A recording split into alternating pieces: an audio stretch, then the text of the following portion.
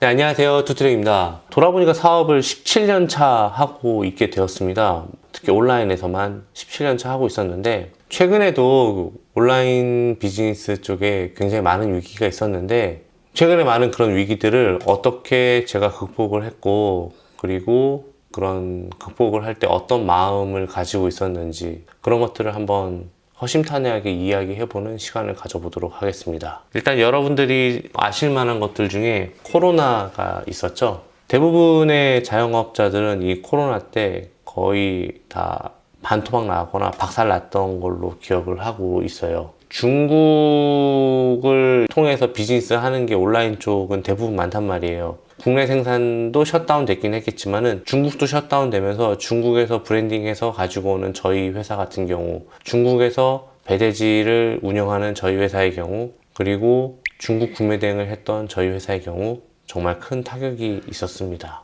여러 가지 기사가 나왔죠. 처음에 2020년도 1월 20 며칠경에 신종 바이러스, 그래서 우한 지역을 봉쇄 시작했다 나왔고, 그게 벌써 이제 2020년 초였는데 2022년 10월까지도 화장품 회사들, LG생건, 아모레 실적이 부진됐다고 나오는데, 여태까지도 계속 봉쇄의 여파가 지속되어 있었다고 볼 수 있었던 거죠. 거의 3년이죠. 그쵸? 그리고 글로벌 물류도 대란이 있었죠. 코로나로 인해서. 왜냐면 그때 제가 알기로는 관광객들이 많이 줄면서 물류도 같이 줄었어요. 관광객들이 가야지 이제 밭길, 하늘길도 열리면서 되는데, 그러다 보니까 유류비도 상승이 되고 또 중국 수요 증가 등과 맞물려서 더 어려워진 상황이 됐었던 것 같아요.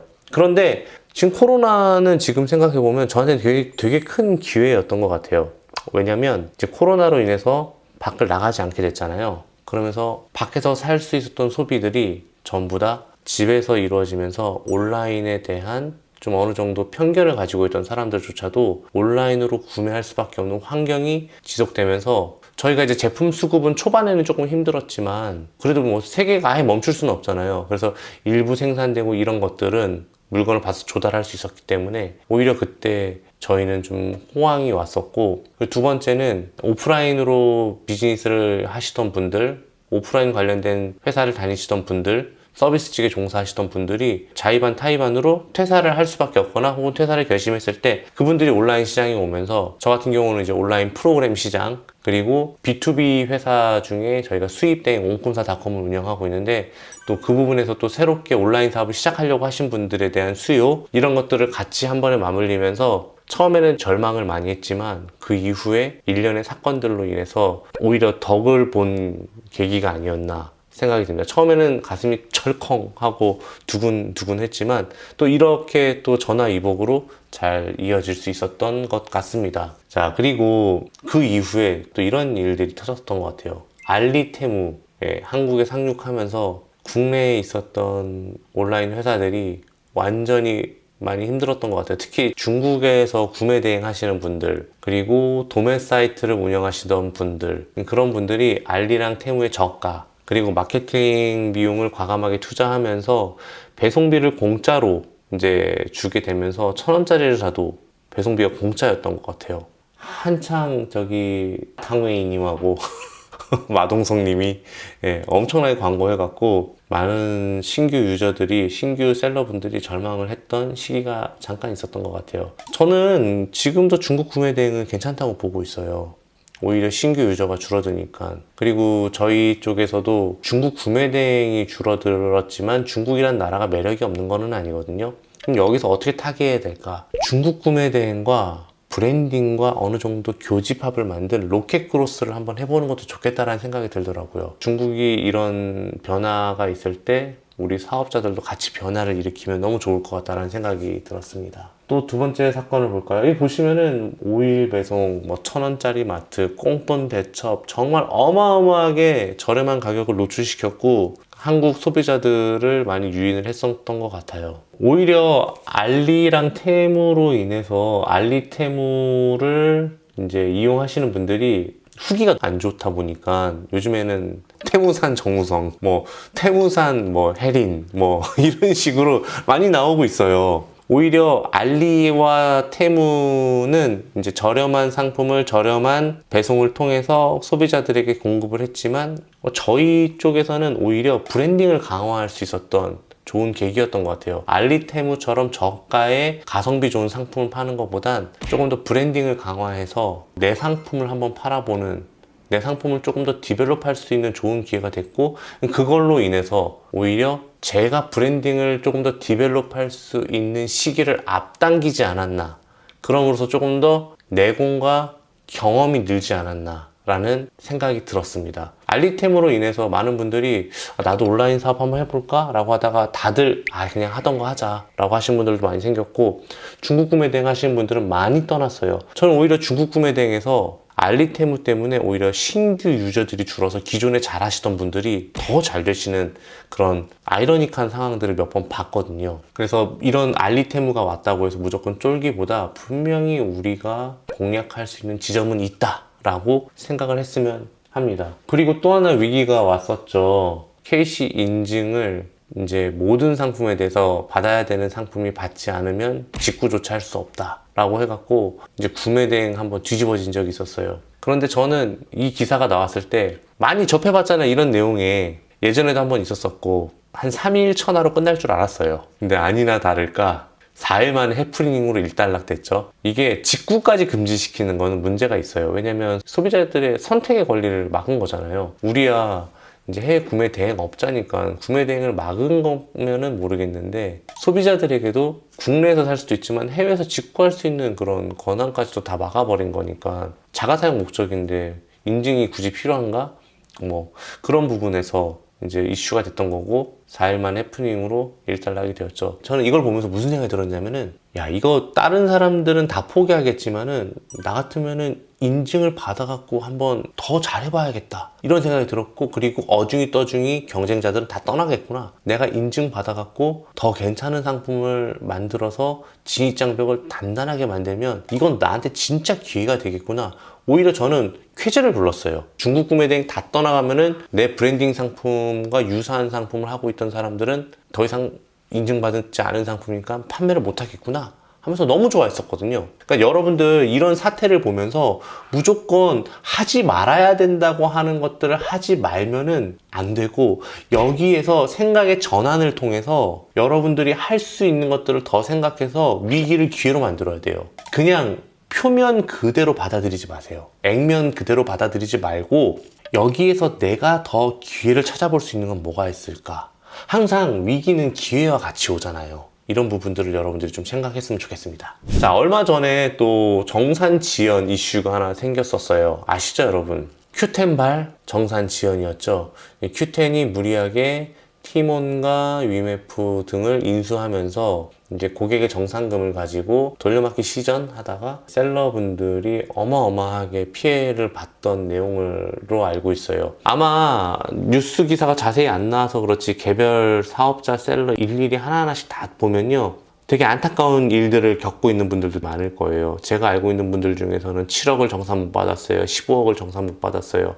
왜냐면 티몬이나 유메품 같은 경우는 이제 핫딜 같은 경우는 주로 이제 하는 분들이 많거든요. 근데 그런 부분에서 조금 안타까운 일들이 많이 있었던 것 같다는 생각이 듭니다. 그래서 이커머스 플랫폼에서 사실 이제 신뢰도가 좀 떨어진 것도 좀 있었어요. 고객들에게. 너무 안타까운 일이죠. 잘 성장하고 있었는데 이것 때문에 고객들이 뭔가 온라인 사업에 대해서, 온라인 비즈니스에 대해서, 온라인으로 물건 사는 거에 대해서 조금 신뢰감이 떨어진 일은 피할 수 없는 일이었고, 그리고 이로 인해서 많은 셀러분들이 피해를 봤었죠. 그런데 저는 일단 티몬하고 위메프는 상품을 올려놨지만 판매가 되지는 않았기 때문에 조금 신경을 덜 썼던 것 같아요. 오히려 예전에 제가 한번 겪었던 이슈가 하나 있었었는데요. 쿠팡이 지금 비전펀드에서 계속 투자를 받기 전에 제가 쿠팡에다가 해외 구매된 상품을 정말로 많이 올린 적이 있었어요. 일본 구매된 상품이었는데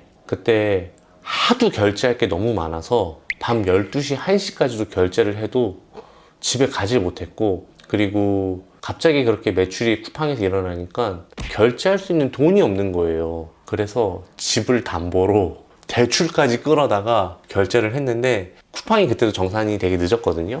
어느 날 샤워를 하다가 문득 내 돈 못 받으면 어떻게 하지? 이런 생각이 들면서 두려움이 확 오는 거예요. 그래서 제가 그때 그런 기억 때문에 조금 뭔가 정산이 불안하거나 회사의 재정 상태가 좀 불안한 회사들은 조금씩 고민을 하는 그런 버릇이 생겼거든요. 지금 쿠팡이야 미국에 상장되어 있고 정말 튼튼한 회사잖아요. 지금 흑자도 나고 있고 해서 그런 양질의 회사들만 입점을 하고, 그리고 플랫폼에 휘둘리기가 싫어서 저는 자사몰을 한 2년 전부터 꾸준하게 해왔거든요. 자사몰은 사실 그럴 일이 거의 없잖아요. 피지사를 끼고 하는 거니까. 다른 회사가 우리 돈을 갖고 있다가 나중에 주는 게 아니라 카드사가 가지고 있다가 돌려주는 거니까, 그런 것들을 예전에 한번 겪고 그런 위기를 어떻게 보면 자사몰을 확장시키고 브랜드를 확장시키는데 조금 더 신경을 쓸 수 있지 않았나 라는 생각이 듭니다. 지금까지 이렇게 굵직굵직한 이슈 4가지에 대해서 이야기해 봤는데요. 과연 이거의 끝일까요? 이런 것들만 있을까요? 사업을 하면서 위기가 과연 이것만 있을까요? 아니에요. 이거는 정말 빙산의 일각입니다. 사실 이런 것들은 정말 굵직굵직한 이벤트이고 정말로 수시로 일어나는 것들이 뭐냐면 중국의 연휴가 엄청 많다라는 거. 특히 중국 같은 경우는요, 연휴가 굉장히 깁니다. 춘절과 국경절 하면은 1년에 2달을 쉬는 느낌이라고 보시면 될 것 같아요. 그럼 그 2달 쉬는 기간 동안에 여러분들 그냥 손가락 빨고 있을 거예요?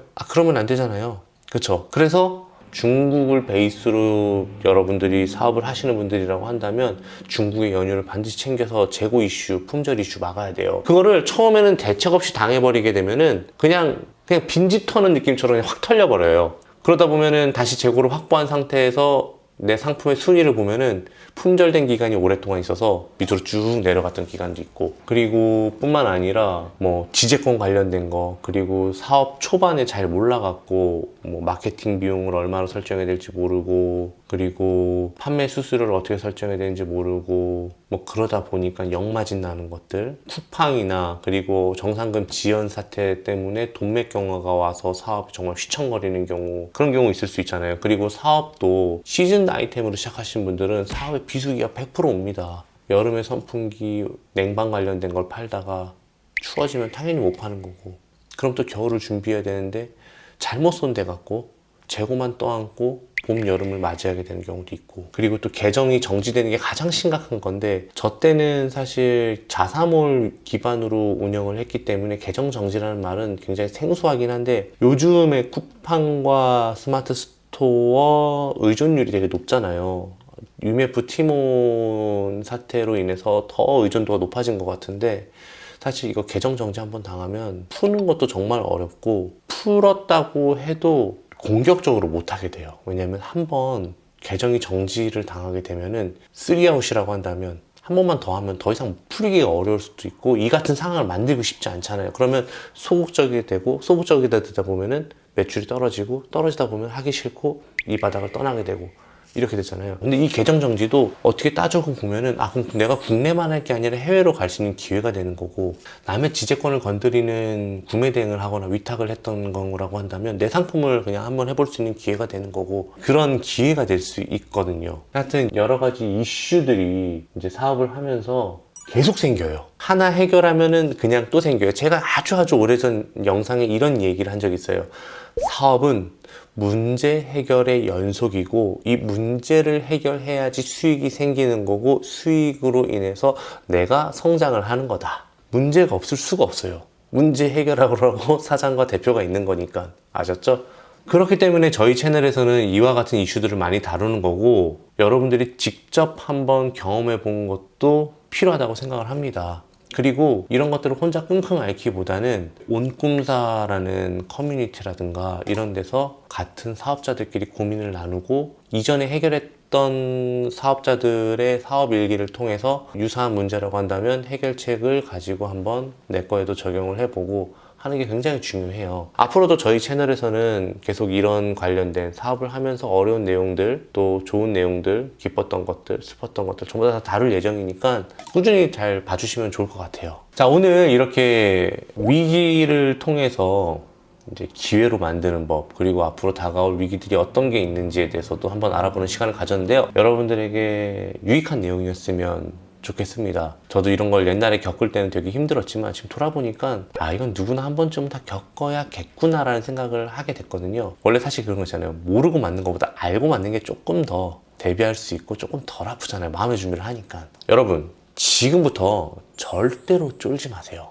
그래서 이런 내용들이 여러분의 도움이 되길 바라며 오늘 영상을 여기서 모두 마치도록 하겠습니다. 모두가 부자 되는 그날까지 지금까지 투트리였습니다. 감사합니다.